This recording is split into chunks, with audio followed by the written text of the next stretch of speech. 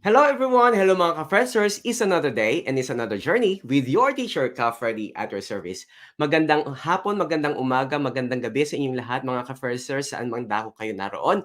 And I am very proud and welcoming you all again to our live stream episode here at Journey with Freddy. Now for today's episode mga ka-Fredsters, we are going to talk about iQTS. Ito yung mga maraming nagtatanong sa akin, ano nga ba yung iQTS? We're going to talk about that in depth. Uh, ng mga ka-Fredsters disclaimer, ang aking i-discuss is all about what I've actually researched and what I've actually gathered information about iQTS. So, um, mga ka-Fredsters, thank you again for tuning in and thank you for supporting my channel. We are now reaching 2,354 or 61 na kanina, kakacheck ko lang. So maraming salamat mga ka-Fredsters sa inyong suporta. And yes, naka-tune in ngayon si ka-Fredster.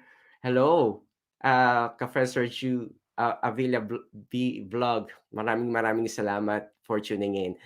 And yes, mga ka-Fredsters, like I said, we're going to talk about iQTS. So sana marami kayong makuha ditong information, especially mga kababayan natin na gusto magturo dito sa United Kingdom.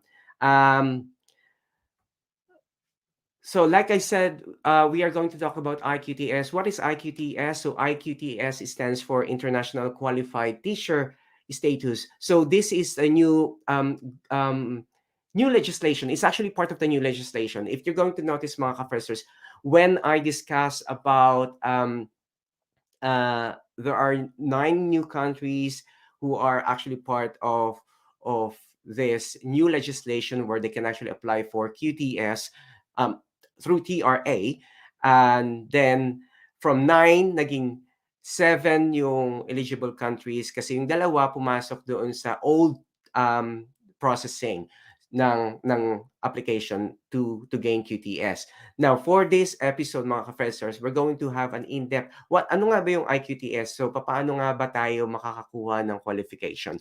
So, pagpasensyahan nyo na mga ka-Fredsters ang boses ko kasi hindi talaga umuup na I'm coughing and meron akong sipon. So, sana malinaw pa rin sa ang audio ko. Thumbs up kung naririnig nyo ang aking audio. So, kung hindi man, please shout out sa aking Facebook page or sa aking YouTube channel. So let's start. Let's get started. Ito yung mga topic na that I'm going to cover. What is iQTS? So most of you, of course, already checked the website, which is the DFE website or the Get Into Teaching website, which is actually funded by the government or supported by the UK government. So what are we going to do is we're going to look at what is iQTS, who can actually apply for iQTS program. Ito yung mga hot issues like entry requirements. What are going to be the entry requirements? Fees. Magkano nga ba yung fees ng iQTS program? Okay? And of course, the most important is, iQTS training providers. Now, please make sure mga ka-Fredsters, dun na ang a-applyan ninyo if you want to apply for iQTS program is yung approved providers ng DFE. So, yun yung mga pag-uusapan natin. And of course, what's next? Is iQTS is the right qualification for you to gain QTS qualification and later on to work in the United Kingdom as qualified teacher? So, yan yung mga tanong na sasagutin natin. And also, I'm going to guide you through dun sa process about QTS or iQTS. Kasi yung like I said on my previous vlog, mga ka-Fredsters, ang qualification natin sa Pilipinas is hindi talaga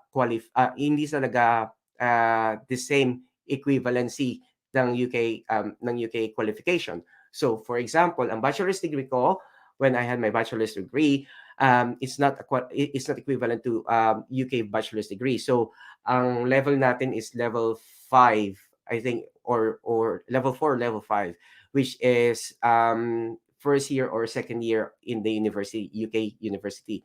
So, yun din yung mga pag-uusapan natin mga ka-Fredsters. And uh, I would also like to share my experience with you how I actually apply to universities. So mga hints lang mga ka-Fredsters kung ano yung right university, paano tayo mag-apply, and what are the other requirements that we can actually take into account.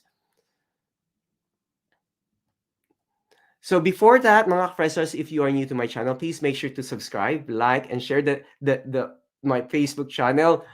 Please, please, please. And we are actually growing, and we are now on our 2,361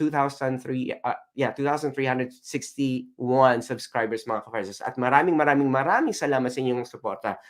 And of course, mga professors, on the other hand, meron din akong Facebook channel. And this is all about Reels, mga professors. Kung gusto niyo lang mag-chill out, I created this Facebook channel, which is Teacher Freddy, or Teacher Freddy. Teacher means in Philippines, teacher. It's all about Reels, mga ka-Fredsters. So, ito lang yung katuwaan on the yung other side ni ka-Freddy. So, kung nakikita niyo na medyo seryoso tayo doing this vlog, meron din naman tayong kakalugan or kawakihan on the other side. So, if you have Facebook page, please, or if you have Facebook account, please follow me through my Facebook channel, which is Teacher Freddy. Ayan. So, let's get started. Ano nga ba yung iQTS? So, when the UK or the new legislation delivered by the DFE, or the Department for Education, and introduced these 9 new countries. So, naglabas din sila. They actually introduced iQTS. So, iQTS, mga ka-Fredsters, it was actually piloted last year. Which I didn't do a vlog about that because it's really immature at this stage, or hindi pa siya talagang fully grown. So what they are doing is just making a research about iQTS, how international overseas or overseas teachers could actually apply for iQTS. So it was actually piloted in six providers. And then later on, ngayon is 13 providers na. So it was actually, like I said, it was piloted, and it was actually supported by the UK government. So ano nga ba yung sinasabi nating piloted or supported by the UK government? So once you gain iQTS, it automatically means that you have a qualified or QTS status, or qualified teacher status. Yun yung kinaganda ng iQTS. So you're not going to undergo through different trainings, or you're not going to undergo through how do you call it, like stages by stages, like because we have the NQT, or yung 90 days, kung hindi niyo nako-cover yung 90 days teaching, or hindi niyo or more than 100, I think 120 days ang teaching. So yun yung kinaganda ng iQTS. So, of course, iQTS is followed by the English standard. When we say English standard, ito yung three main parts, which is teaching and learning, and then of course yung practical side ng QTS. If you're looking at QTS. So iQTS is the same yung framework na gagamitin nila. Now, if you're going to have an in-depth, I thought of providing you this information because iQTS is only 1 year. If you're going to ask like, oh, gaano ba katagal ang iQTS? I don't want to study like 2 years. Then it's an investment at the end of the day. So ang iQTS, mga ka-Fredsters, is actually a PGCE, if you remember. And ang PGCE, or Postgraduate Certificate in Education, is a level 7, level 6, level 7. So it's a 90 credits, meaning meron ka ng credits din sa master's degree level if you plan to pursue a higher degree. And of course, it's 100% online. So what does it mean? hindi ka na pupunta dito sa UK para mag-aral. So, hindi mo na kailangan magkaroon ng student visa to gain this qualification or to enter to this qualification. It means that you're just going to provide the requirements by the training provider, and then they're just going to evaluate whether you qualify for iQTS program. Of course, mga ka-friends, because it is not it is not a bachelor's degree or what we call undergraduate degree in QTS. It means that you don't need to go through UCAS or yung point system or yung kasi dito sa UK mga ka-freshers, if you want to go to university, you need to apply through UCAS rather than applying directly. So what they are saying here is you just need to apply through directly to the university. So, yan yung mga pag-usapan natin later on as well. Now, it is an integrated or blended learning, which is including a school-based and online, simply because mga professors, you need to have a school. For example, in the Philippines, if you are working in a school settings, ang training provider mo dito is they're going to ask if you have or if you have work or if you are working in a school settings.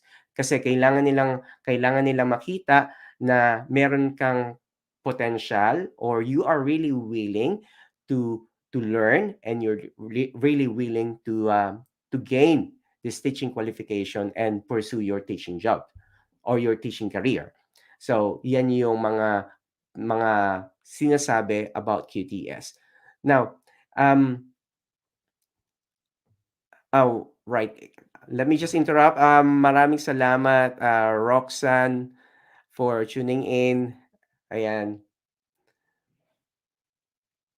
Uh, from Hong Kong. Yeah, thank you very much. Kamusta dyan? And uh, meron ng tanong dito, ka-Freddy, pwede na bang mag-apply from the Philippines? Okay lang ba, Dina, kung sasagutin ko yan later, but yes, pwede, but pag-uusapan din natin yan kung pwede na ba tayo mag-apply from Philippines. Uh, Hi Irene, Nipay.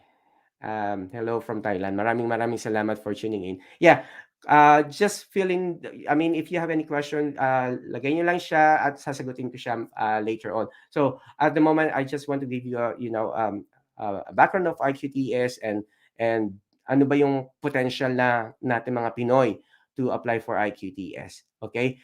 And maganda yung tanong ni ka-Fredster Dina, pwede na ba tayong mag-apply for this program? Okay?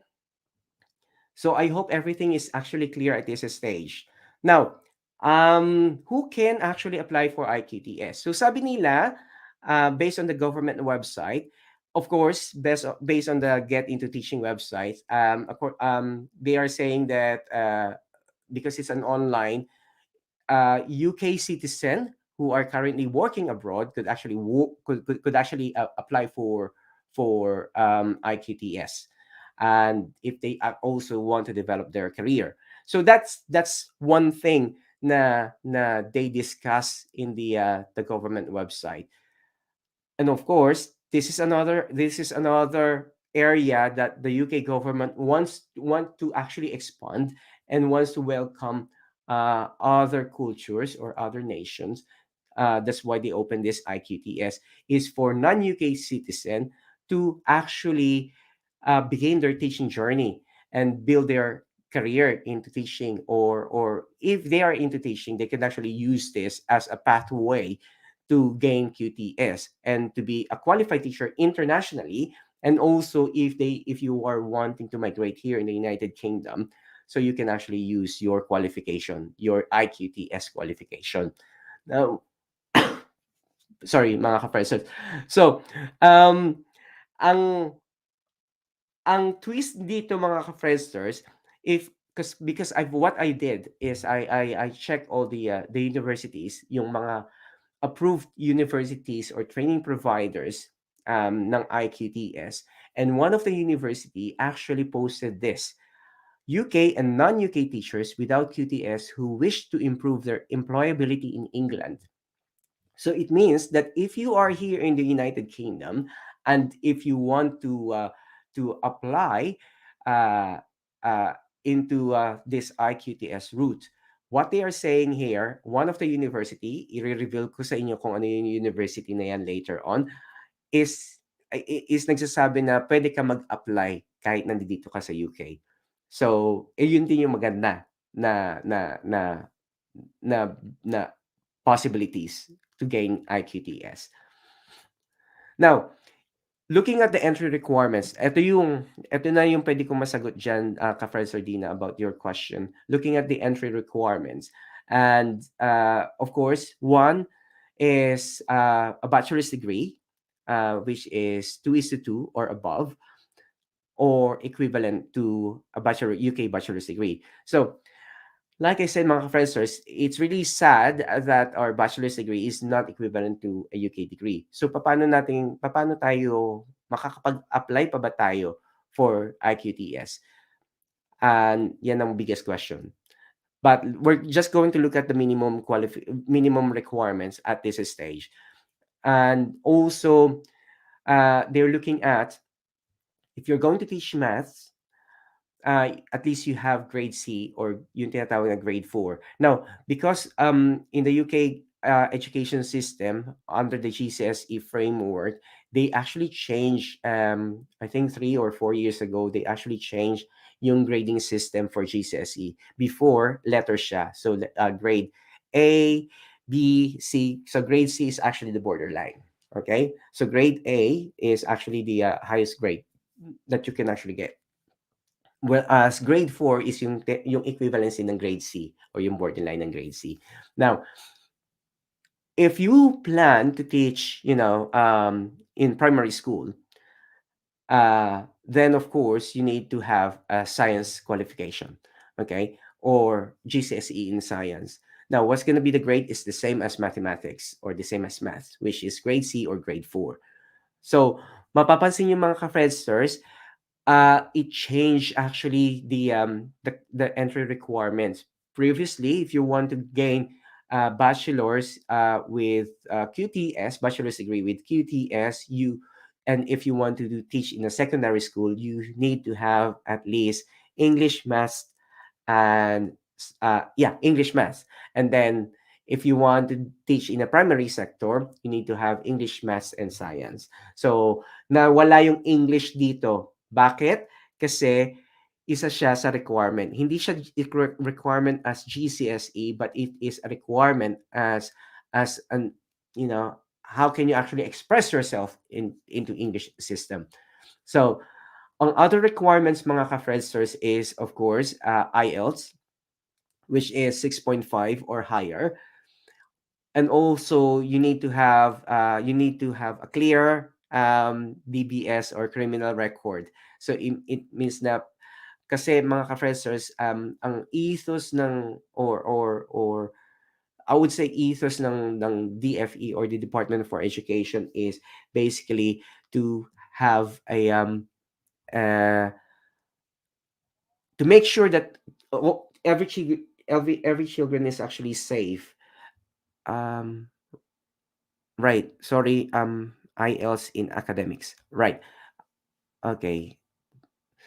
Yeah. So that's why yung meron siyang criminal record. So make sure that para sa atin NBI, yan. So dito kasi tinatawag siya na DBS. Yan yung chine-check bago ka makapagturo actually in a school setting, because children, like I said, children here in the United Kingdom, they are vulnerable. Now, may tanong dito si ka-Fredster Grace. IELTS, is this academic? Hindi sinasabi dito na academic. However, every website, so I check every website, sinasabi lang nila is IELTS, International English Language Testing System. Because because we are talking about education here, I am assuming that it's going to be academic.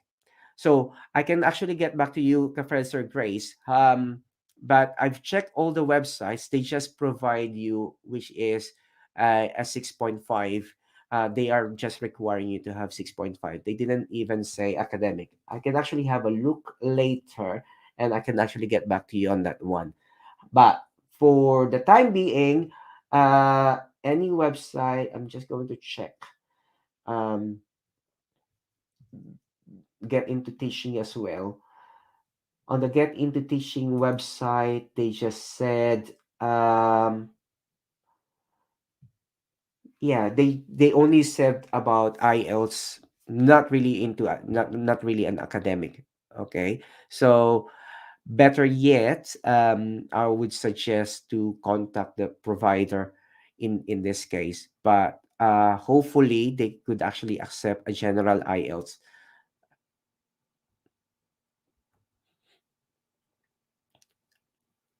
Yeah. So going back to our discussion, you need to have clear child protection or criminal record, or what we call CRB check. Of course, this is from your country. So kunwari nasa Pilipinas kayo at gusto niyo mag-apply for iQTS. So ito yung NBI na tinatawag, like I said. Now, it is not clear on the Get Into Teaching website kung ano yung mga other requirements. So I dig in and I found out that you need to have, a school placement. Now, sinasabi nila dito, ang iQTS, they welcome uh, mga possible na gusto maging teachers and mga current teachers overseas. So, for example, hindi ako teacher and I really want to become a teacher. So they actually welcome those kind of people, or they're those kind of individuals. However, not most of the universities, lahat ng providers requires a school placement.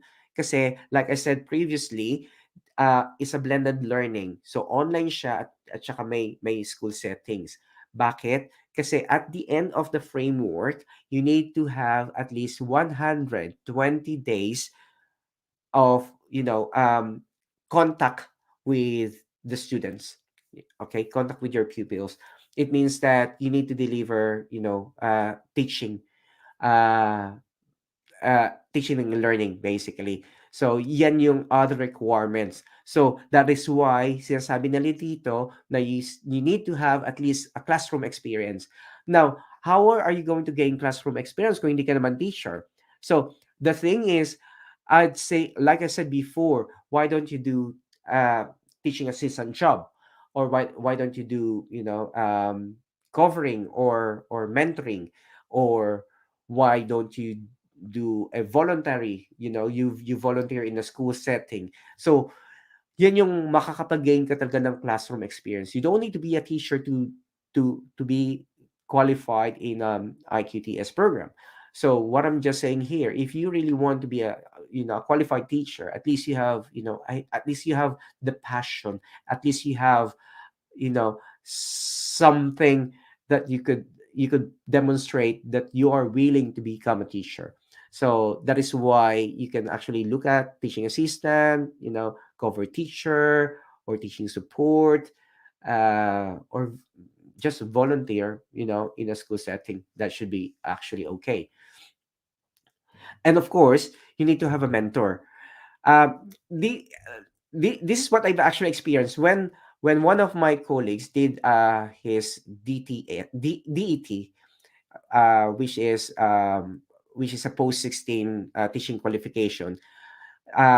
Tinamaan siya ng COVID. I mean, yung nangyari lahat ng qualification niya during COVID time. So, ang nangyayari ngayon sa online teaching is kailangan mo ng um, mag kailangan mo mag-send ng either ng video, or it's a live stream. So if it's a live stream, it means that you can actually that your teacher here in the UK could actually see how you demonstrate or how you deliver your lesson. So yun yung mangyayari, ganun yung mangyayari sa setting ng iQTS. That's why you have a mentor. Of course, the second reason why you have a mentor, usually mga ka-Fredsters, like ang nangyayari sa akin is yung colleague ko is bibigay sa'kin kasi ako yung support teacher niya, support mentor niya. So, ibibigay niya sa'kin yung coursework and I have to actually, internally verify it and give any suggestion. Now, most of the universities, they need to know who's going to be your mentor if you're going to do your iQTS. So, yan yung mga mangyayari. And then, of course, your mentor is going to guide you through, in terms of teaching and learning and, of course, classroom management. Now, ito yung fees na medyo malaki at medyo mabigat. So, um, magkano ang iQTS? So, based on the program, okay, it's 9,250 whether you are a home, meaning to say nasa UK ka, or international, meaning to say abroad, or offshore. Kasi yung tinatawag na offshore yung mga uh, like Hong Kong or any British colony type of countries. So it's 9,250. Magkano ang 9,250 sa Pilipinas? Let's check. P GB to PH. Let's see. So 9,250 is, oh my God, is 616,065 pesos. So medyo malaki at saka medyo mabigat. So like I said, we're going to look at the roots. Pwede pa rin ba akong makapag-aral or pwede pa ba akong mag-iQTS? So, at this stage, mga ka-Fredsters, please make sure to check the providers because most of the universities, well, the universities here in the United Kingdom, they have the same fees, which is actually 9,250. There are other training providers that you can actually check and see whether the same ba yung fees nila. Right, may tanong dito si ka-Fred Sir Ju. Sir Fred, let me just post it. Sir Fred, consider po ba ang TESOL if wala kang, this is actually a good question. Very clear sa um, sa website nila that they are actually asking for IELTS. I actually check whether they require SELT, which is now if you're doing a how do you call it, skill-based work here in the United Kingdom, you don't need to do IELTS, rather you can actually do Trinity or other English training providers. So ang sagot dyan at this stage, ka-Fresher Ju, is they only ask for the IELTS. Again, ka-Fresher Ju, I would suggest you go and talk to the training providers. I'm going to tell you why later because ito yung naging experience ko din. And I actually want to share what actually had happened when I did my another bachelor's degree here in the United Kingdom. Right. May tanong si ka-Professor Irene Pai, IELTS B1 po ba ay pwede? What is the equivalent of B1, ka-Professor Irene? Because I'm not aware about IELTS B1. Let's check as well. IELTS B1 level.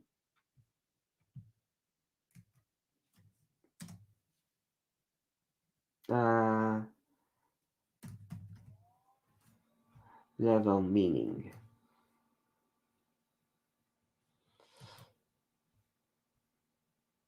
Right. Professor Irene, I just checked it. Ang equivalent ng IELTS B1 is IELTS 4 to 5 Yeah, IELTS 4 to 5. Ang B2 is IELTS 5.5 to 6.5. So, it means that you should maybe reconsider yung IELTS B1. So that's from the British Council. I just checked it. I hope I answer your question, Professor Irene. Uh, Hello, Professor PJ. Maraming maraming salamat for tuning in. Right. So after our fees, of course, these are the training for providers. Like I said before, mga professors, we during the pilot stage last year, ang ang meron lang anim. There are only six training providers just to do their research whether it's going to be effective, whether there are some classification that they need to take into account. So such as framework. That is the most vital as delivering QTS qualification, which is the framework. So now I'm just going to state those 13. We have Canterbury Christchurch University, Edge Hill University, Liverpool John Moores University, National Institute of Teaching and Education, Plymouth Marjon University, Sheffield Hallam University. TES is also part. Though on TES, mga professors, they don't have, a they partner with other training providers. So TES partners with University of Bristol.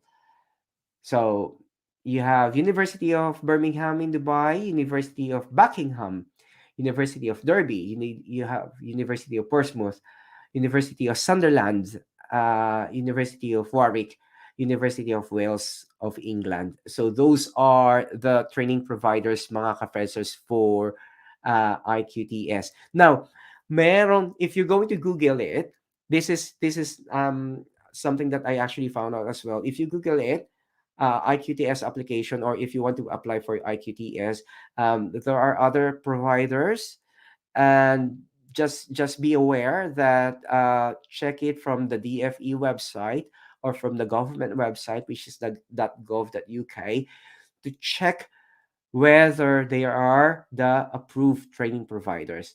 Now, there are some partnership. Like I said, TES, they partner with University of Bristol. So make sure that they are, like I said, approved training providers. Uh, right. May tanong. So, what should I actually do before I go to this section? May tanong si Professor PJ. And do we need to top up our Philippine bachelor's degree here in the UK for it to be considered an honors degree, then go to iQTS? Now, ito yung medyo malapit na yung yung tanong mo sa gusto kong i-explain din dito sa live stream episode. Maraming salamat for that question actually. And na-remember ko na kailangan kong i-cover din 'yan. Yes. And so, first is what should I actually do? First is choosing the right provider. Now, make sure, mga ka-Fredsters, please check the university, because other universities, they are providing you PGCEI. Okay, again, it's PGCEI. PGCEI or PGCE International is not equivalent to iQTS. Okay. Now, iQTS, like I said, is a PGCE. However, they should have a clear title doon sa website nila na it has to be PGCE iQTS. If it's PGCE iQTS, it means that that program is leading to uh, um, uh, iQTS, or leading to QTS qualification, or qualified teachers qualification. So please make sure that you check the training provider. Now, also, mga ka-Friendsters, think about yung flexibility ng providers mo. Okay, yung flexibility na are they open really to, to like Filipinos who really wanted to learn or to study a degree, a UK degree. So make sure that you have, a relationship with that, with the training provider, kasi napaka-importante na may support ka with your training provider. Now, ask about their requirements. Ito yung bagay na gusto kong i-elaborate sa inyo, mga ka-Fredsters. So, like I said, ang bachelor's degree natin my bachelor's degree then is hindi equivalent to a UK degree, kaya nag-aral ako ng bachelor's dito. Ang master's natin, mga ka-Fredsters, ang master's degree natin, mga ka-Fredsters, is equivalent to ordinary bachelor's degree. Okay? So, ang ordinary bachelor's degree is hindi siya equivalent to 2:1 or 2:2 degree. Okay? And paano tayo makakapag-aral ng iQTS? Now, may sinasabi si Professor PJ dito about topping up. Now, may ibang mga universities, because it's not equivalent to uh, uh, um, UK degree, ang ginagawa nila is they going to have a foundation degree.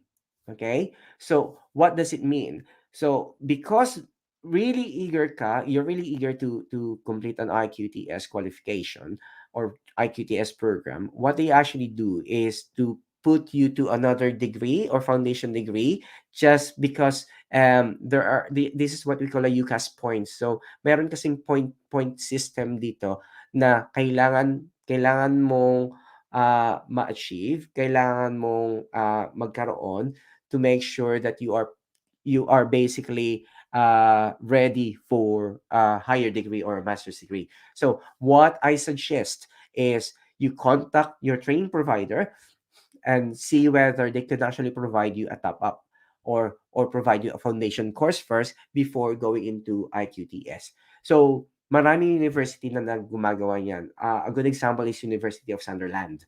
So ayun na, dineclare ko na, ang University of Sunderland is open sila for, Filipinos. So I think uh, I'm not promoting University of Sunderland. It's just that this is one of the things that pop up when I did my research. So maybe you could actually, consider that university. University of Warwick as well.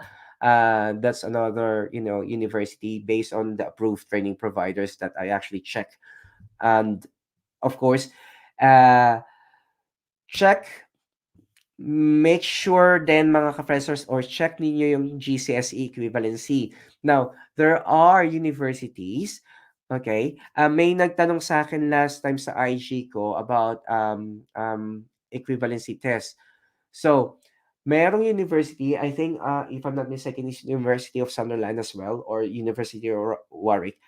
They actually open sa equivalency test. Okay? So there's a website called Equivalency Test for GCSE that you can actually use to complete yung GCSE requirement. Okay? Uh, like I said, mga ka-Fredsters, yung TOR natin or transcript of record natin, when I actually provide it to before it's NARIC, now is UK ENIC, at ENIC. Uh, um, though yung delivery ng ang sinasabi nila is hindi sufficient yung napag-aralan natin sa English, Maths, from secondary level. So hindi siya nire-recognize as GCSE talaga. And what I suggest is you contact the training provider again. Let's go back. Palagi akong bumabalik sa training provider kasi yun yung ginawa ko rin sa journey ko to gain QTS. I need to check it with the training provider whether this is the correct and this is what they require or they approve. So, meron website, if you just Google it, teaching equivalency for GCSE, you can actually check it there. And Again, some of the universities, they going to allow you to do that, okay, as another requirement. Now, in terms of fees, so other universities, they will say, oh, right, can I just say hi to Professor Fatima Santos. Hello, thank you for watching. Right. So we're talking about fees here, payment methods, with Professor Grace Joy Origines. Uh, for the £9,250, do we have to pay in full or can it be installment? So prior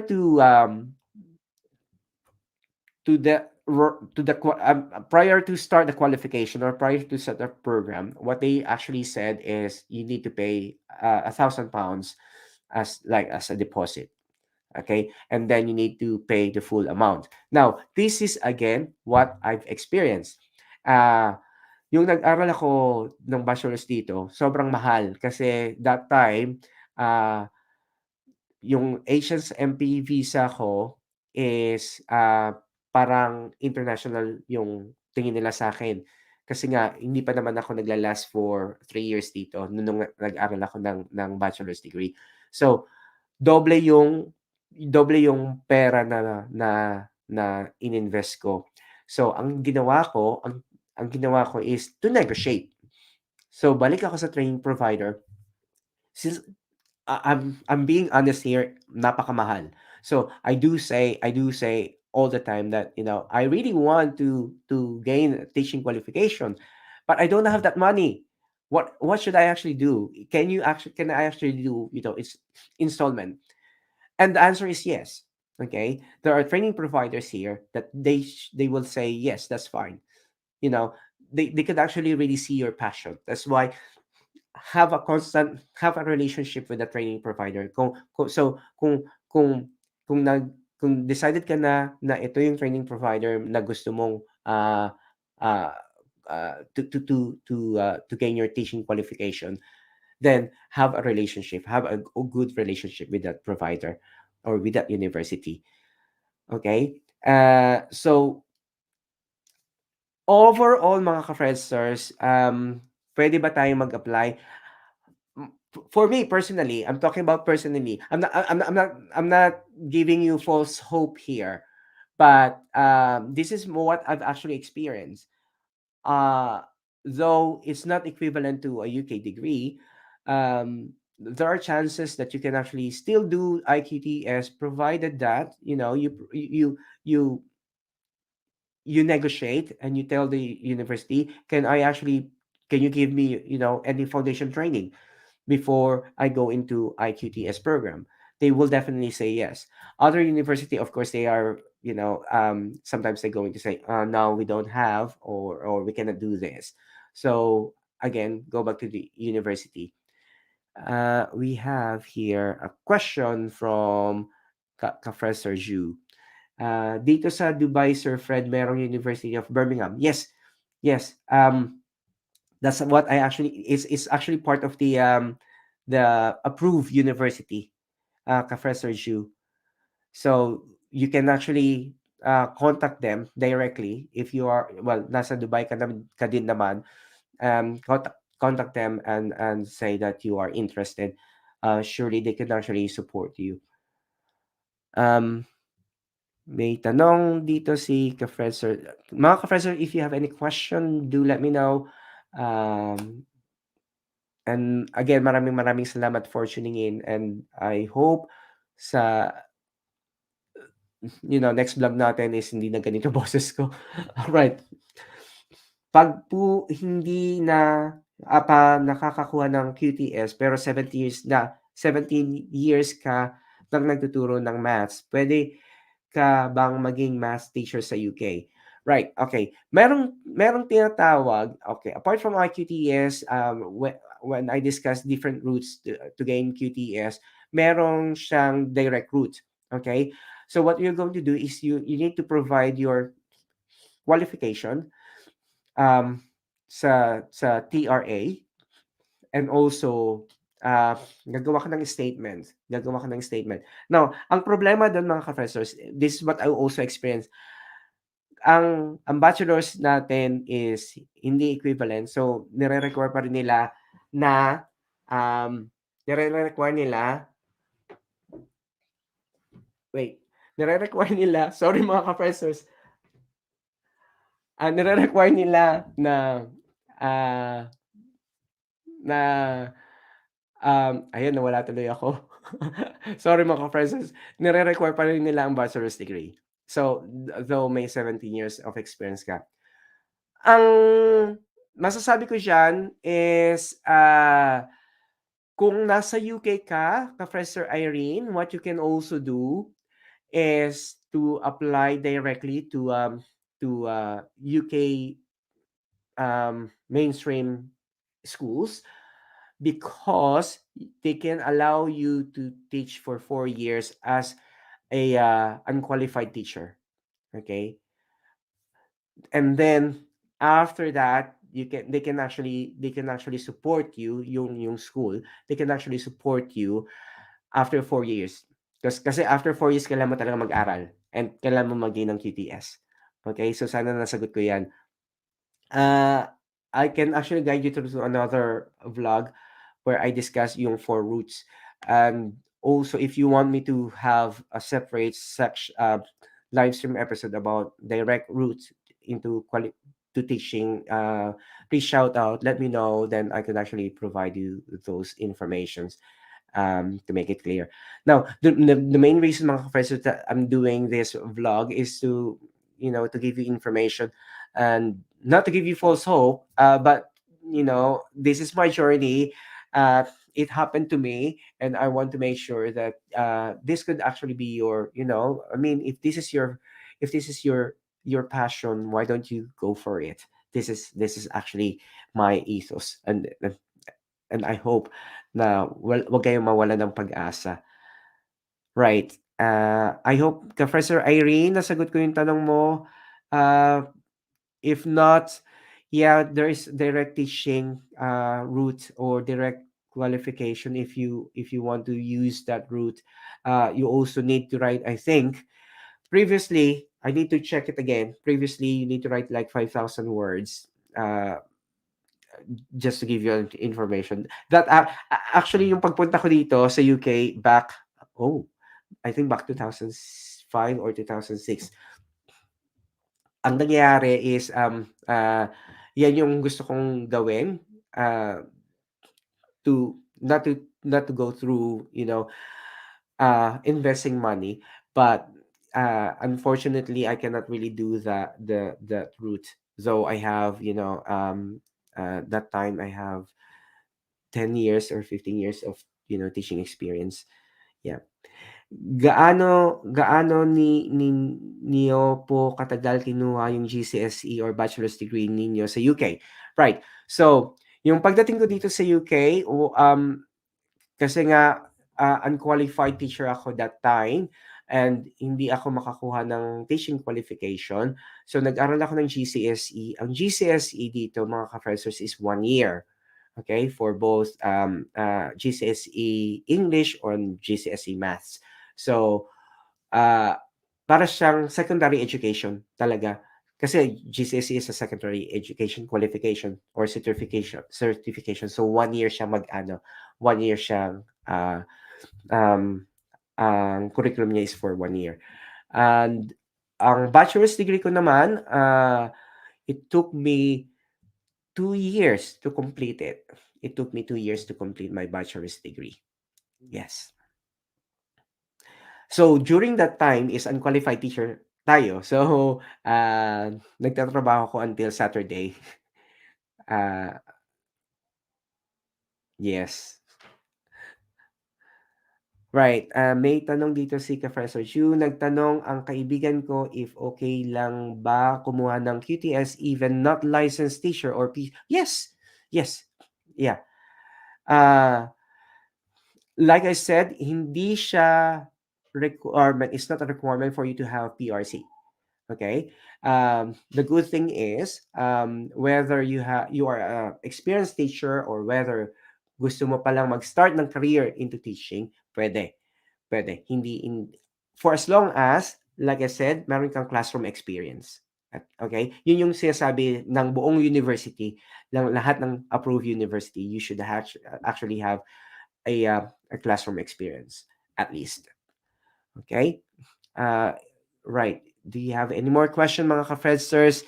Um, yeah, mga ka-Fredsters, maraming salamat for tuning in. I hope you enjoyed this episode and sana mayroon kayong natutunan.